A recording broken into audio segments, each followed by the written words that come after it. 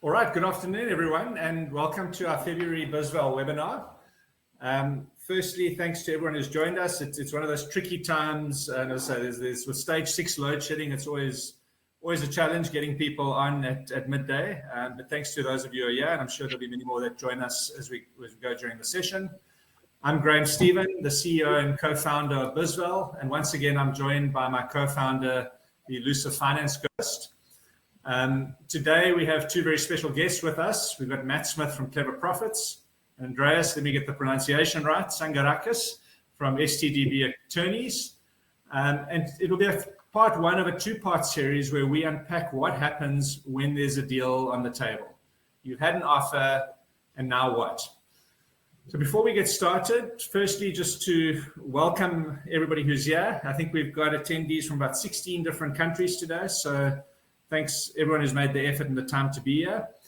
As you know, the presentation, for those of you who've been with us before, the presentations are recorded. They will be made available on our YouTube channel. And if you've registered for the session, you'll automatically get a link to the webinar recording.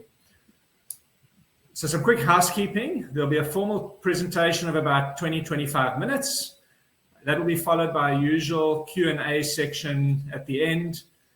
As you know, the chat section of our webinars is set to private, so nobody else can see what you're typing except us as the presenters and the hosts. So please feel free to send any comments, any questions in the chat. You can send them through now. We'll make a list of those and cover those in the Q&A section, or you can send them through a little bit later. We also have a poll running, so if you can click on the poll section in the top right-hand corner. And the poll for today is, who do you go to when you need strategic advice on your business? Do you go to your friends and family, business partners, your lawyer, your accountant, or somebody else? Then just to talk quickly about our last poll. So in our last webinar, we asked the question, I'm just battling with technology here. Have you ever had the value of your business formally appraised? And the outcome of that poll was as follows. So there are quite a few of you who've had your business valued. So 13% said yes within the last 12 months. 13% had done it more than 12 months ago. 21% were thinking about it. 13% said it's too expensive, they don't know how to. And 40% effectively said they have no need. So to those of you who participated in that poll, thank you very much. As you know, bizval is always around. If you do need evaluation done, just contact us or go to our website and take it from there. So without any further ado, I'm going to, getting myself distracted today. So we actually want to talk, before we get into the webinar, we're very excited to announce the launch of our new product. So one of the things we pride ourselves in is being nimble, responsive, listening to our clients' needs. And that's where bootcamp comes into it. So when we think bootcamp, we're not thinking of sort of come Stahlgrat bootcamp, running through mud. But far too many entrepreneurs are completely blindsided by how tough a deal process really is. So our focus today is all about having a deal on the table. In truth, though, having a counterparty to negotiate with or somebody who's interested is only the first step. And unless you've been through a deal process before, you've had someone advising on you who's had this kind of experience, it can be one of the most daunting things you'll ever face as a business owner or entrepreneur. The combination of due diligence, legal documentation, and everything is actually quite terrifying. But we aren't here to scare you. We're here to empower you and prepare you for the battle. And that's why we've developed and launched what we call bizval Bootcamp. It's a service designed to get you ready for that big day when an offer lands on the table. So if you're interested in finding out more about this, please drop us an email or give us a call. We'll be happy to chat. I'm going to hand over to the Ghost now, who's going to formally introduce our two guests and lead into today's discussion. So over to you, Ghost. Thank you so much, Graham. Thank you, everyone, for attending a session which will be part sponsored by Eskom in a few minutes. If Andreas' screen goes blank, it's because it's our Eskom minute. So we'll just enjoy it and see what happens. I actually spent my morning doing provisional tax calculations in a coffee shop somewhere, and I went to the coffee shop because I didn't have electricity at home, and hence no coffee since 6 o'clock this morning. So the irony of doing provisional tax while not having electricity was huge for me. But anyway, I think a lot of business owners on this call, and we all understand the pressures that we all face in this country, and we just do our best, really. And today is all about what happens after someone sends you a love letter expressing a desire to buy your business or buy the shares. It's February, it's the month of love, we're going to go with it. And this kicks off what is generally known as a due diligence, which is basically just a way for the buyer or the investor to make sure that what you've said is your business is actually your business. So it's a little bit like an audit, but also not. It's not just your financial statements. The buyer is going to come in and check everything from legal compliance through to the existence of your customers, where your key dependencies actually lie. It's a bit like that checkup at the doctor that you've really been putting off and dreading, the one that is a little bit invasive. It's a lot like that. And to help you manage this, we have brought in a couple of experts. One, sounds like a European soccer player. The other sounds like he bats at number 3 for Australia. Andreas and Nat, I'm looking forward to tapping into your minds here. But before I ask you to introduce yourselves properly, which has nothing to do with sport, I just want to lay the foundation for how a deal process actually plays out in practice. And forgive me for the dating analogy, but it's actually a really useful one. So the first step is all about attracting someone. This is when you get your best shoes out the cupboard, you go on this dinner date, you send out a teaser document, and you tell people why you are fantastic, or in this case, why your company is so fantastic. If you're lucky, you'll get accepted into the next speed dating event when the buyers all want to have a chat with you about that business and just understand a little bit more about what's in the teaser and what's actually going on there. If you're really lucky, at the end of that night, one of those buyers will do the business equivalent of swiping right and sending you an expression of interest. In practice, that actually often takes weeks after the teaser goes out into the wild. This stuff does not happen quickly, even in smaller transactions. In a perfect world, you'll get more than one expression of interest. So if you've ever watched The Bachelor, or perhaps you've been forced to watch it by someone on a Friday night, then you'll know how this story goes, right? There's a tough road ahead. There's a lot of emotions involved.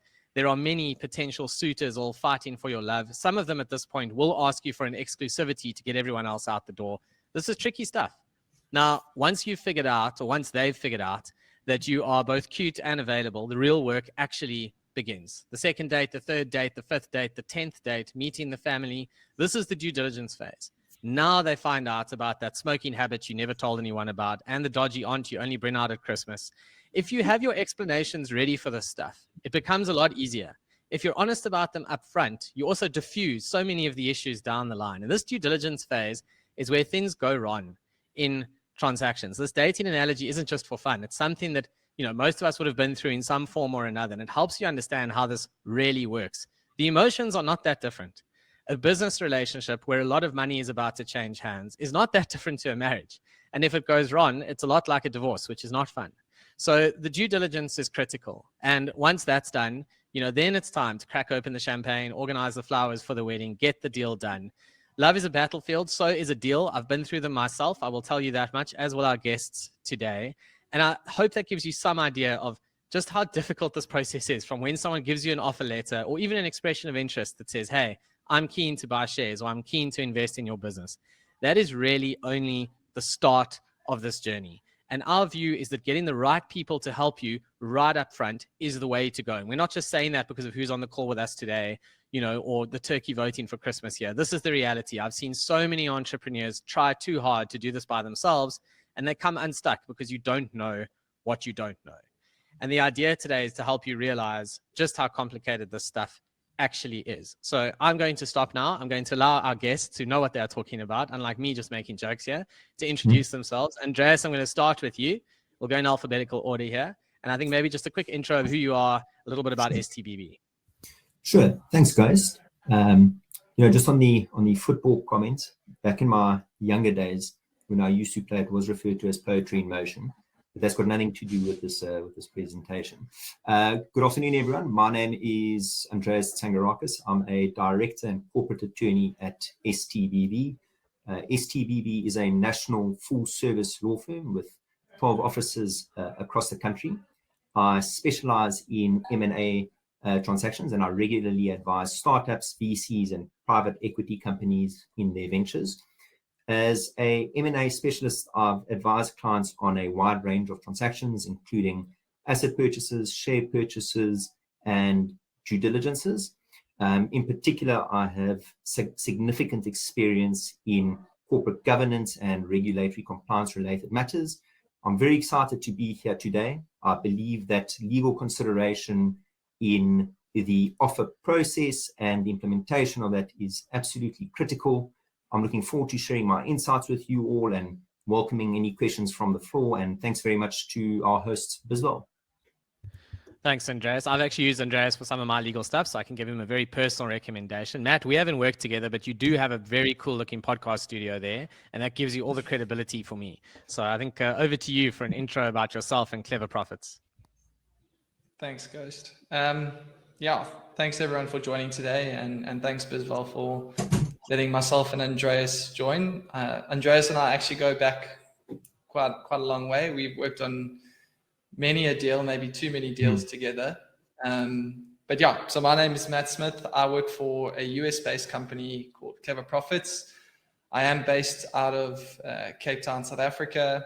A bit more on Clever Profits. We are an outsourced CFO service offering. All of our clients are based in the States.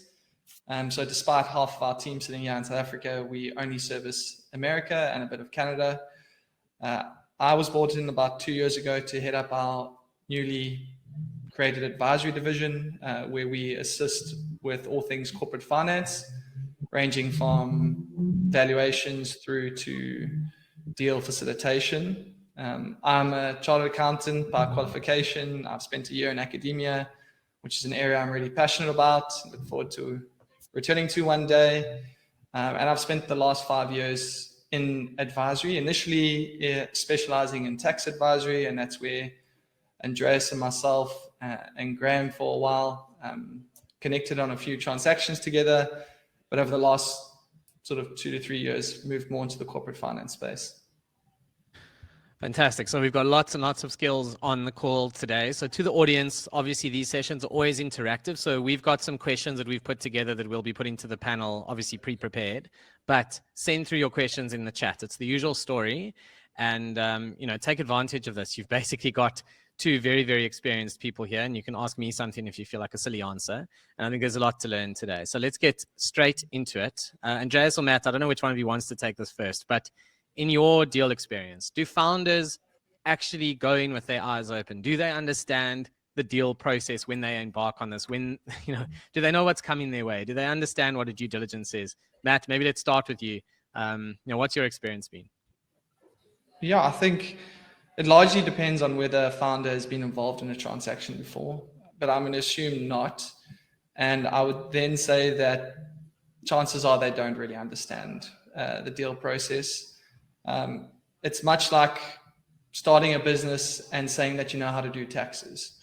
Yes, one can learn how to do taxes, but there are many people that have spent years specializing in that space and will be better equipped to assist with that sort of function. And the same applies to a deal. There's a wide variety of professionals that specialize in different deal processes. And there's a reason that they've spent years specializing in those spaces. So I don't believe founders are well equipped going into their first deal on their own. That's so true. It's like you can teach yourself a bit of piano off YouTube, very personal example, but you can't teach yourself a little bit of, shareholders agreement off YouTube. You might think you can, but you can't. I can assure you. So Andreas, has that been your sort of experience as well with founders that don't necessarily realize just how hectic this process actually gets? Ghost, good question. And I think just to latch on to what Matt said earlier, if the founder hasn't been through a process of this nature before, then, in my experience, they typically don't understand what exactly it all involves. To comment to what you raised earlier, it's a very exciting period. You receive an offer on the table, and, immediately founders start saying, well, it's pay away. How far away is that? And in my experience, it becomes a very difficult scale to balance with founders who don't have the experience, who are wanting pay away to happen yesterday versus balancing out the process that needs to follow from the time that you simply just received an offer. There's all sorts of variables that come into play from the time that you receive the offer to the actual pay away day, including due diligences, legal review, tax issues that may arise and the like. Yeah, this is not driving your white 2017 Fortuner to We Buy Cars and leaving with money in your bank account. It is exactly nothing like that process, actually. And people tend to only learn this the hard way, as you say, once someone's actually been through a deal process, or at least if they've attended a webinar like this and they've realized that, there's more coming down the road than they think. So when that initial letter comes through, and it depends how the process is run. If it's a more formal process, it might be something like an expression of interest, which is, for those who have never received one of those before, that's kind of the very high level, we like you, we think we like you, and we'd like to make sure we like you based on the following things, and we think you like you, we think we like you this much in terms of the pricing. That's different to a binding offer letter, which is, please marry me. So those two letters are different, obviously, and a lot of work happens between the two. But, I'll start with you this time, Andreas. When these letters come through, and that must be a trigger for people phoning you, actually, I would think. I suspect that you come into these deal processes often at that point in time. It's the, oh dear, we need a lawyer. What do you find has shocked people when they receive one of these letters and the email lands in your inbox? Okay, so guys, first things first is surprisingly, one would think that lawyers actually get involved early on in the process. But in my experience, that's not often the case. Often founders take it upon themselves to conclude offer letters, not fully understanding all the terms that they're agreeing to upfront, and that gives rise to all sorts of issues later on down the line when the more formal legal agreements need to be put in place, because founders, after having consulted with perhaps advisory or legal, start realizing that there are things that they shouldn't have agreed to, okay, which are now otherwise being inserted into the agreements. And, all of a sudden it starts becoming, well, you're going back on what you've previously agreed upon. And it becomes quite an awkward situation to massage, right? Yeah. Yeah, that makes sense. I mean, I've seen that before, and especially because the offer letter, so I've done a lot of large deals in my life, and obviously the bigger the deal, just generally the more complicated it gets when you get to listed deals. I'll never forget seeing, I think it was about a 400-page bank funding. It was horrific. I think I still have PTSD. But what ends up happening with these situations is the offer letter comes in, and often it's not that detailed, and then you get to the binding documents, and suddenly there's clauses in there that are for the founder, it's like, what is this? You never told me about this, but actually that's just how this process works. And I guess at that point, Andreas, that's when your phone definitely rings. I hope people don't run off and just sign stuff without even speaking to a lawyer, but I guess this happens, and that's when it can go really bad. Yeah. Ghost, absolutely. And again, surprisingly, it happens all the time.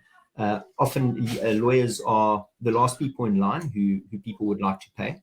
So we're often the last port of last resort. But just to come back to your initial question regarding what is it that founders are most surprised when they receive the term sheet. Number one, it's always the valuation, right? Which I'll ask Matt to speak a little bit more to. But also it's sometimes the exit strategy, okay, that's being proposed by the investor, regarding the founder. Founders, naturally, the intention is you build up your company, you generate some good turnover and everything else that comes with it, and in years to come you exit. But sometimes in the term sheets, what they will have is they'll have certain provisions regarding the founder and the fact that they need to stay in play for a certain period of time, and that's often not well received by the founders. And it's just important to consult with somebody who's been involved in the process, who understands what's accepted in the industry, so that one doesn't scupper the deal in that process. Yeah, that certainly makes sense, Andreas. I guess unfortunately the lawyer in this process, it's a little bit like the dentist. You need to go, but it's the last one you want to go to, and it shouldn't be that way. Because in my experience in these deals, the lawyer is what is going to save you from a lot of pain. Because Matt, I think a lot of your involvement, obviously the financial due diligence side, but it's also earlier in the process, right? It's a little bit around strategy. What type of buyer should you be looking for? And obviously without that work, there is no deal. But all of these things are equally important. And I think people put too much focus on the initial phases and then don't close the deal properly. No, absolutely. Just to sort of jump on the end of what Andreas was saying, I think price is probably one of the main factors that brings about the biggest emotional reaction. And it's probably largely due to that founder not having a good understanding of what goes into a valuation or into a price. And that leads to a bit of confusion. Many people will say that valuations are an art. And so quite often we don't quite understand, if we don't have experience in the valuation space, how a potential buyer is arriving at a number.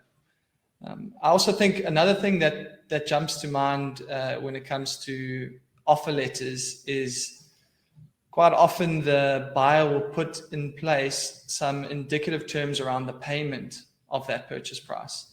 And often that leads to a bit of confusion. There are often things such as earnouts, which if you haven't been part of a deal, won't be something that you're familiar with.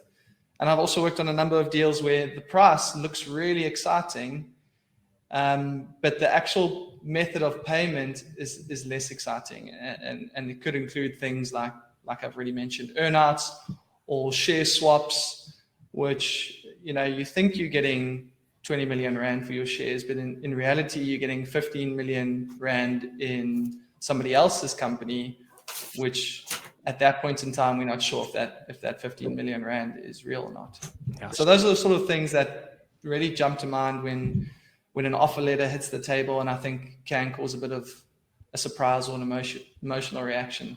Share for share deals are fraught with danger, right? Because then it's a due diligence in both directions. I mean, that's when it really gets quite hectic in particular. I actually want to just touch on, this concept you absolutely correctly raised, Matt, which is, stuff earnouts. These are the clauses that if you haven't got experience in deals, you've never seen anything like this before, you think you're going to get your money and go away. It is exceptionally rare in small companies to see transactions without earnouts. The reason being, someone is not investing in a big company with layers of management all the way down. They are inevitably investing in something that's been built ground up by a founder, and now they have to trust that this thing works while the founder, has disappeared and is on safari in Kenya and has no cell phone signal. And that is a big step to take. And the number one way to make sure that it still works is to make sure the founder's only going to get paid if this thing keeps performing. So something like an earnout is just a de-risked tool. So for those who don't know what an earnout is, it basically says, I'll give you 100 million Rand for your business, but I'm going to pay you over 3 years, and I'm only going to pay you the next 2 payments if we hit certain earnings targets.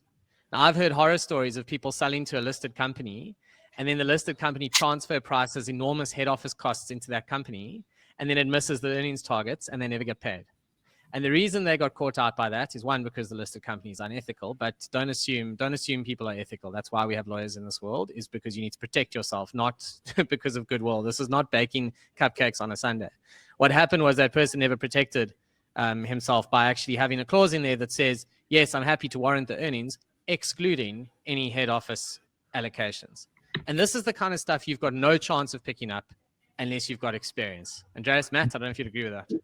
Ghost, I think if I can give an experience that I was involved in, where very similar earnouts were on the table and the like, and part shares were sold, with the investor having a call option over the balance remaining shareholding of the founder, and it was linked to all sorts of revenue streams and everything else that comes with it.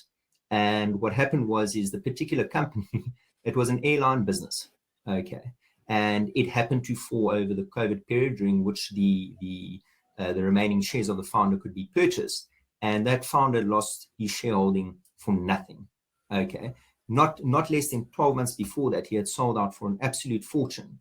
25% of his equity, and the balance remaining 25% was sold for nothing. Had he come and had he sought proper legal and advisory advice, somebody would have said to him, look, you need to at least have a floor, okay, as to the bottom amount that you'll be prepared to walk away should this call option ever be exercised. So it happens. It does. It absolutely does, Matt. I can see it from the look on your face. You've seen some of this nonsense play out in practice as well. Put and call options, that's where it really goes wrong. The other place is shareholder reserved matters. So that's typically in your shareholders agreement, or it can be in your MOI, but basically that's where, someone can just block you from running the business. As a minority shareholder, they can say, no, you can't do all of the following things unless I agree to it. And that list is critical, because if that list is not structured correctly, you are hamstrung going forward, right? I mean, you can be completely at the mercy of a minority shareholder. Matt, I don't know if you've seen anything else in practice top of mind that you want to mention now, obviously without giving any names or details. No, I've definitely seen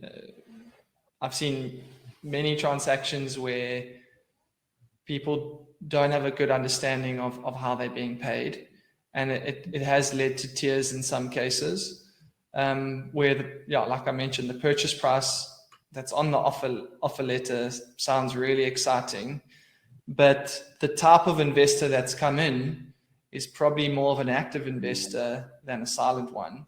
And so the existing, let's say, business owners had less of a say in the next 3 to 5 years than they had historically. And so they weren't able to lead the company in the direction that they had in the past. And ultimately that had a negative effect on the future earnings. So yeah, I've definitely seen it backfire for some of my clients in the past, where they were expecting, they were on the right road to ahead of the deal to hit the targets that were set out in that earnout, but fell well short once new management came in. Yeah, it gets really, really tricky. I'm going to jump to one of the questions we've received in the Q&A now. And it goes like this: how do you deal with the dynamics of founders or business owners that have, more than 30 years experience in building their businesses? They feel very proud. By that stage, if you've been doing this for 30 years, you definitely have some gray hair. And now they have to let go of the reins a bit, and they need to trust advisors who are looking fresh, like they've just come back on holiday, guys like Andreas, who are younger or, in their eyes might be less experienced. And of course, we know the real story here is those younger advisors are not less experienced in the stuff that matters right now. They might have 30 years less on the clock, but they've been doing deals for 10, whereas that founder's been doing deals often for exactly no years at all. How do you go about actually managing that dynamic? It's quite a tough question, actually. But, just any thoughts around dealing with sort of older founders versus a younger advisor? Ghost, if I may just jump in here before Andreas and Matt jump in. And I think this is an important point, because I think the first thing is that we have to recognize, whether we're advisors or whatever the case, part of this is an emotional decision, and we have to recognize that before you even get into the numbers and the mechanics of the deal. For somebody who's poured their blood, sweat, and tears into building a business, if you're dealing with advisors who don't recognize that from the get-go, they may not be the right advisors for you. So, if you're working with lawyers, attorneys, corporate finance guys in the process, that's an important step. It's not easy to kind of articulate that, but there's got to be chemistry and there's got to be trust in the people that you're working with. And if you're a founder like that, I would strongly advocate that you find somebody who gets that. And we get that all the time. People approaching us and saying, look, I don't want to walk into an advisor's office where it's like suit and tie. I want to walk into my general practitioner's office, not into the neurosurgeon's office. So I just want to kind of lead with that. And Andreas and Matt, maybe you've got some other thoughts on that.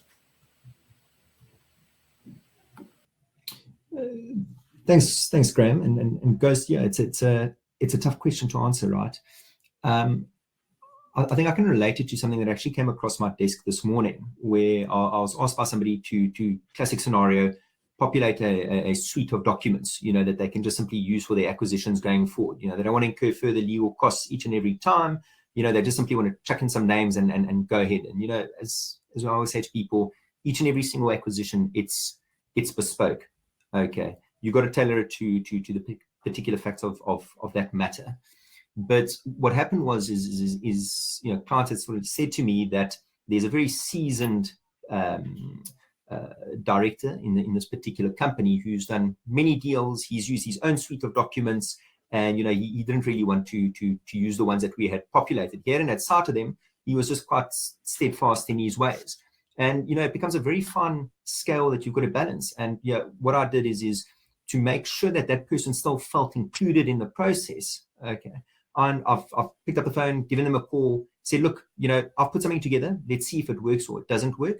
But why don't you bring your documents to me? Let's have a look at them. Let's see, maybe we can form a hybrid document, look to put something that would work for everybody. So, I would most certainly not look to sideline the individuals concerned. I would look to include them in the process by showing them that one is competent and one is capable of dealing with the matter and, looking to reach some sort of middle ground, but it's a very difficult scale to balance. No, for sure it is. I mean, Matt, you look like you have as much success with Movember as I do, which is 0. Yeah. How do you in these conversations avoid that scenario of like, what do you know? How many years of experience do you have in this stuff? It's tricky, right? No, absolutely. It's a very tricky question to answer. I think a big part of where this plays out is probably in the fees that you're going to be charged. And that's probably something that people don't jump to quickly, is that, someone who's got extensive amount of experience in this space. And when I say extensive, I'm now saying 30 years. So the same amount of time as this particular business owner has built up their company. that type of advisor is going to charge a significantly higher fee. So there's that element as well that you need to navigate as a seller who's trying to find a partner or strategic advisor in the deal process. And also just to tag on what Graham was saying, I think it's so key that there is a level of comfort between the seller and their advisory team. That seller needs to know that they feel well supported. No one's going to go into a boxing ring not feeling well supported by their coach or the rest of their training team. So I think, you know, that's a key factor here. And so it's probably a bit of a walk that needs to, or a journey that needs to take place before the deal process, whereby you engage with a couple of advisors and find the right fit. And that's going to be a combination of experience and probably affordability. So I do think that's probably a factor that a younger advisor has in their favor. They naturally aren't going to be charging the same rates. But again, I think for myself, I've had the benefit of working with some of the best advisors in the country. And so I've learned a lot from those people, and I take that experience with me going forward. Yeah, if I can actually add something to that. So what you'll find is a lot of the people who are often working with smaller clients, they've typically either been in bigger firms or they've got experience dealing with the bigger stuff. And I can especially talk to sort of an investment banking perspective. You know, you think you go and hire one of the really big banks and the directors wine and dine you and the clock is ticking and it is very expensive. And then guess who helps you on your deal at the end of the day? The exact same person who you were worried about last week doesn't have the experience. Like, make no mistake, that director does not sit there and check every single cell in the Excel document. So it's still a big trust situation. And there are some exceptional advisors running around out there who actually are affordable for smaller businesses. There are a lot of really bad ones, you know, and I think part of the passion for bizval, and certainly why I'm so excited to be involved in it, is because it always used to irritate me that so many SMEs, and particularly people who have given decades of their lives to build something ground up in a country where it is intensely difficult, they don't have the ability to afford really good advisors because the way the banks are set up just doesn't work. And I'm specifically talking, you know, investment banking. And obviously guys like you, Matt, you know, with Clever Profits, etc., to be able to get a lawyer like Andreas is fantastic because you're getting that level of skill, but you're getting it at a price you can afford. And that's ultimately what we've certainly tried to do with bizval, and why a webinar like this today, you know, makes me happy to be able to share these kind of insights with people that otherwise are not really available. This stuff is not easy to actually find out there. So I want to jump back into a question we got from the floor here. So again, it's quite this question could be a 7-series webinar, but, you know, from a legal perspective, the difference between the, you know, expression of interest, offer letter, term sheet, legal agreement, the question is a very high level understanding of what to look for would be helpful. So I tell you what, to manage this question that we're not here all afternoon, I'm going to ask each of you, you know, 2 things that jump to mind immediately of what you need to look for in these legals, stuff that you know from experience hurts people. We've already talked about a couple of them, put call structures, etc. But just very high level, you know, 2 or 3 things. What are the top of mind issues? What do you always look for first? I'll let you go first, Andreas. Yeah, thanks, guys. I'll tackle it first. And first things is you know, just insofar as the expression of interest is concerned, I look immediately as to whether or not it's binding. Okay, so you know, if you put pen to paper to it, you know, does it give rise to all sorts of binding obligations, or you know, is it subject to further legal agreements being concluded? Okay, worst thing is you know, you don't want to conclude a short form term sheet which is binding and it doesn't then deal with all the detail. Okay, so if it says, for example, you know, payment will be made, there's a payment that will be made to the founder of 5 million rand, but it doesn't say when it's going to be paid. Okay, that's a bit of a problem. Okay, because your document isn't clear enough.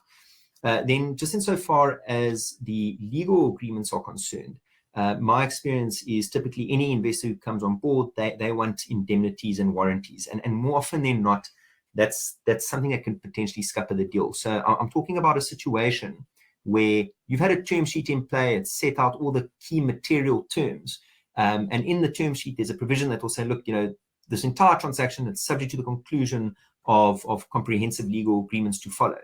Now, we're busy dealing with that comprehensive agreement. Sorry, it looks like a disco light behind me, but it's just simply because load shedding is busy playing up in the background. It's our ESCOM sponsored segment. Yeah, exactly. It was coming. Exactly. But just to come back to that, we in my experience, I found that founders and investors have a significant arm wrestle is on all sorts of indemnities and warranties. And what happens is investors come in and they want the company to be at a certain state, in a certain state. Okay. And for that, they want you to warrant that your financial statements, they've been audited, they accurately reflect the assets and liability positions. You know, you're not involved in any litigation. You don't anticipate that there will be any litigation in years to come. All your tax returns have been filed and the like. And it's quite daunting. You know, you sit with sometimes in excess of 30 odd pages of warranties. And, you know, from a legal perspective, the second that one is in breach of a warranty, the only question that we ask is, well, how much are you on the line for? Okay, because warranties, they're black and white. Either your assets and liabilities are accurately reflected in the financial statements, or they aren't. If they're not, well, what loss has the investor suffered? Okay, so those are some key things that we look out for regarding the expression of interest, and then, you know, sort of down the line the comprehensive legal agreements. Those are just a couple of the things that I'll keep in mind. Yeah, those make sense, Matt. Yeah, I think from my side, I've already alluded to it. The first thing I usually go to is how the payment is going to be structured. I think that's where most people or most buyers will try and bake in any kind of special tricks. And so, and like I said, that's often a part that a founder won't have a good understanding of. And so I always look to get clarity around that. Another part of an indicative offer that I look to is how the deal is being structured. Now, there's many ways to structure a deal. There's definitely more than one way to sell a business. And that can often have quite significant swings in the net amount that a client or a founder looks to exit from a cash perspective. And so I'll always look at how's the deal being structured, and what is the founder's engagement in this company post the deal. So I'll probably say those three things: the terms of the payments, how the deal's being structured, and what is the founder's involvement going forward. Yeah, one of the big danger zones is when you get a term sheet that is light on details, right? But then it asks you for exclusivity. That's an old trick. So very, very light term sheet. It's silent on, and remember, if the term sheet is silent, it's silent because the stuff's coming later, not because they forgot. Trust me. So, you know, in comes the term sheet. We want exclusivity on this deal. No mention of an earnout. Now, if you have no idea what an earnout is, you're not going to ask.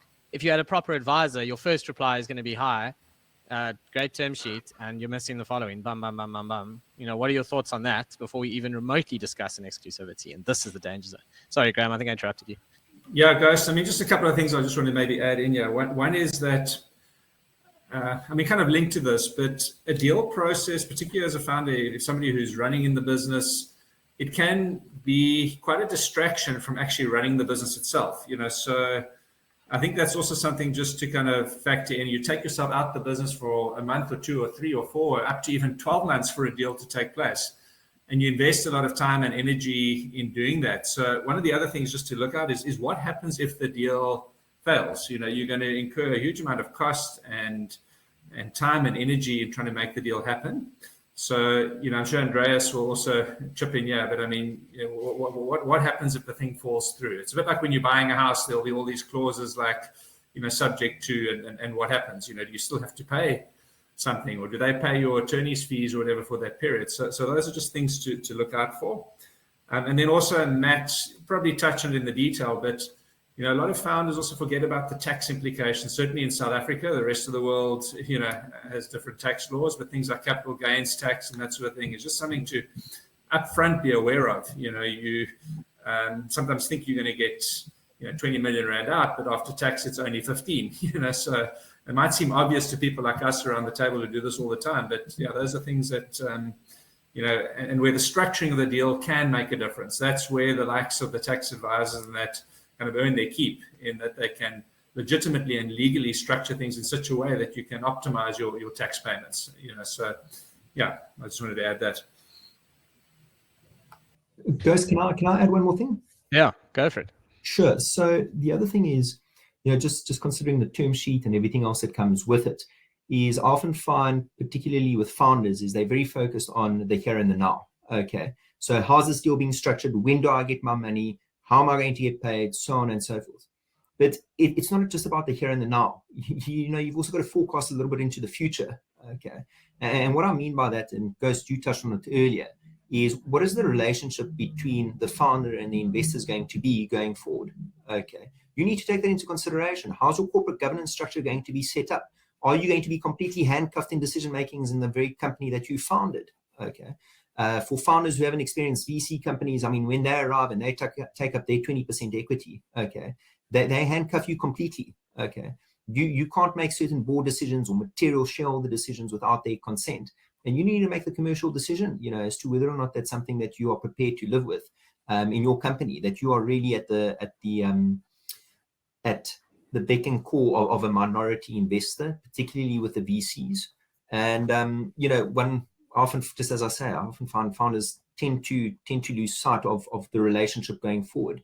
And that includes exit events. How's the founder going to get out of this company, create a liquidity event, and exit? So it's not just about the here and the now. You also need to be able to do a bit of forecasting into the future to see how you're going to regulate that relationship. And you need to commercially be satisfied that you're not going to be handcuffed in material decisions that you as the founder need to make. At the end of the day, it's your company. And VCs love a good convertible. They love a good convertible instrument, right? But so do other investors. And the convertible is not the car your investor arrived in. The convertible is something like a loan that converts into equity down the line, or a preference share. I mean, it can go wild. We could spend all week talking about this. And those instruments, they behave like debt when things go badly for you. And then, the investor is protected. But they behave like equity when things go well for you, and the investor gets the upside. Now, if that sounds horrifically one-sided to you, yes, unfortunately, the reality is that, they need to be compensated for taking the risk on your business. And this is what people forget. This is why this stuff is incredibly complicated. The other thing to watch out for is you need to be very careful who finds out that your business is for sale, because competitors love that information, right? For a number of reasons. And one of the reasons is because they like to throw an expression of interest in and say, oh, it's so lovely that you're for sale. We would just love to come and have a little look, subject to the world's biggest due diligence, where we will send, everyone to basically swarm all over your offices and learn everything about you. And then shock and horror, a week before the end of the due diligence, we've changed our minds. Actually, we don't want to buy you, but thanks them all for basically making sure we know everything about you. You have to be intensely careful when it's a competitor potentially looking. And one of the ways to deal with that is a break fee. So if anyone's been reading their Ghost Mail or following Goldfields, you would have seen the best thing that happened to them this year was earning a $202 million, I think it was, break fee on the Yamana gold deal. The actual gold mining side of the business, not so great right now, but the break fees are very lucrative. And what the break fee means is if the deal falls over, someone owes someone else money as compensation. And generally speaking, the way people think about it is, well, we've spent a lot of time on this deal. We've shown you information. If you walk away, you owe us money. I don't know how often you guys see this in smaller company. Probably never, I would guess. Or do you see it? Ghost, I had 2 experiences in the last year where founders received expressions of interest. They didn't consult advisors. They invited the fox into the hen coop. And what happened was, strategically, the competitors wanted to derail the founder's company. Okay. And what they did is they targeted employees. So they went and they sat down with key management employees and they said to them, look, we're going to come into this company. We're going to run it like this. And what happened is those management employees got scared of what was going on and they resigned and they left. Okay. And that was all to the significant detriment of the founder's company. Had they had the correct advice and looked to regulate it within a proper framework as to how this due diligence was to be run, they wouldn't have been stuck with these issues. And again, sort of light term sheet, didn't deal with the issues properly, and unfortunately, the guys suffered some consequences as a result. So it happens all the time. It's ugly out there. The overarching point that I think we need to leave, with our attendees, and if anyone else has any questions, send them through. We've got like a couple of minutes left. But I think the overarching point I would want to leave with the attendees today is just understand that if you assume the person on the other side of the deal is a very nice human being who is extremely ethical, you are almost certainly going to get hurt. It's very likely that that person is ethical. I like to think most people are. but a lot of people are not. And also, ethical is a very, very relative term, right? What I might think is ethical, where I like to think on behalf of the other person and say, well, I wouldn't do that because it's not fair. Some people sit there and go, well, that person has every ability to hire an attorney. And if they don't, is it so unethical for me to take advantage of that relative advantage, that relative position? They're big and ugly enough to go and hire an attorney and they didn't do it. So it can get really, really hard. And the overarching advice here is just understand the chances are good you will sell a business once in your life as an entrepreneur. If everything goes intensely well and you build this thing for 20 years and all goes to plan and you sell it, you'll probably do that once in your life. Some people do it 2, 3, 4 times, but chances are you do it once. Your advisors have seen it 100 times. So don't back yourself to figure out in your one experience what that advisor has learned in 100 experiences. And I think that is the overarching point. This is fraught with danger. And, the problem is if you get it wrong, all that work you put in for 20 and 30 years is gone. It's finished. And no one will want to hear that sob story except your kids around the Christmas tree. The person who bought your business doesn't care. They've gone off and done their thing. So that's my sort of closing comments. I think we have addressed most of the questions, Graham. So I think maybe handing back to you to sort of take us home. Great, thanks, Ghost, and thanks, Matt, and thanks, Andreas. I think today was meant to be, a conversation to introduce some of these thoughts, some of these themes, and I want to thank both of you for joining us today. I think at our next session, which is going to be in exactly a month's time, so because it's a 28-day month in Feb, 22nd of March, put it in the diaries now. We're going to be going a little bit deeper into, what does it actually mean from a due diligence perspective? What does that actually mean? What are the things you need to do? Andreas and Matt are kindly going to be joining us again. And if anybody else has got any comments or questions coming out of today, please feel free just to drop us an email. And we'll engage with you one-on-one. But our door's always open. Thanks to everyone for joining us today. I see there's one last comment that's come in here. Let me just address that quickly. And this is from Michael. It says, in my experience, founders who negotiate their own deal receive far less value due to a lack of understanding on valuation. Maybe we can just end with that. This is not a sales pitch discussion. Each of us around the table are genuinely, we're entrepreneurs ourselves. We genuinely want to see business owners and founders succeed. And, we don't want a lifetime's worth of work to be scuppered due to a deal that goes wrong. When you're legitimately looking for an exit event or a cash event or a liquidation event. And, it's about finding the right person and finding the kind of support and advice that, is pragmatic, but also knowledgeable. And, there's got to be a chemistry between you and your advisors as well. So, again, thanks to Matt and Andreas. I don't know if you want to just close with, closing comment from each of you, but you will be back again in a month's time. So I'll just leave it to you just to kind of have one closing comment each. Sure. Thanks, Graham. Yeah, thanks. Matt, can I go for it? All right. Sure. So obviously there's been a lot put on the table during the discussion today. Okay. Lots of insights, lots of things for everyone to take into consideration. And I appreciate it's daunting. Okay. It's you hear all this information, you hear all these horror stories that happen and the like. But in my experience, the deal process, it's actually a fun process to be a part. Okay. And I can see Matt smiling. Matt mentioned it earlier. Him and I have done more deals than I can count together, and it's a fun process. We have a lot of it's enjoyable. It shouldn't be something that's daunting. Yes, it comes at a cost, but rather pay that cost now versus the cost of when something were to go wrong, or for example, your valuation isn't what you expected, and you approach the guys from bizval after the fact and say, but did I value the business at the correct amount? Should I have probably got paid 10 million rand more? So, in my experience, the deal process is typically very enjoyable. It shouldn't be something that puts founders under too much stress. And, once you've handed over to your advisors, you need to trust in their abilities to do the deal for you properly on your behalf. But yeah, I always enjoy the deal process. It's fun.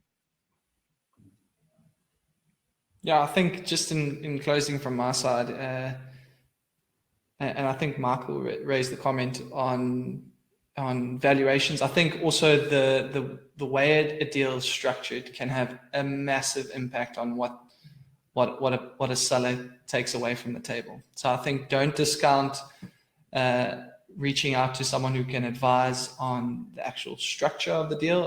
I'm talking mainly from a tax perspective. And Andreas can attest to that. You've seen many deals where you start out in one direction and we adjust it, and the upside can be pretty significant for a seller. So I really encourage people to take advice in that space. Yeah, I think there's probably so much more to unpack, and looking forward to the next session. Really appreciate the bizval team for having us here, and to the Ghost for hosting. So yeah, looking forward to chatting some more in the future. Fantastic. Thanks, And finally, guys. thanks to all our guests again. It's been quite a long session today, and thanks for joining us. Just remember, the webinars are going to be available on YouTube, and you should also get a link from Demio. So please feel free, if you take value out of this, please feel free to share it with your friends and your colleagues. And then if there's any questions that's come through in the last sort of few minutes, we will factor that into the next webinar and hopefully address some of those. Thank you, guys, and appreciate the time spent with us. Have a good day. Ciao.